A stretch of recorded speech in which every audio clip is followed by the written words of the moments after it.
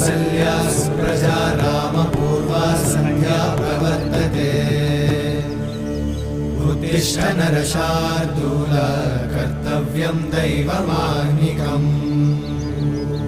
उत्तिष्ठोत्तिष्ठ गोविन्द उत्तिष्ठ गरुडध्वज उत्तिष्ठ कमलाकान्त त्रैलोक्यं मङ्गलं कुरु उत्तिष्ठोत्तिष्ठ गोविन्द उत्तिष्ठ गरुडध्वज उत्तिष्ठ कमलाकान्त त्रैलोक्यं मङ्गलं कुरु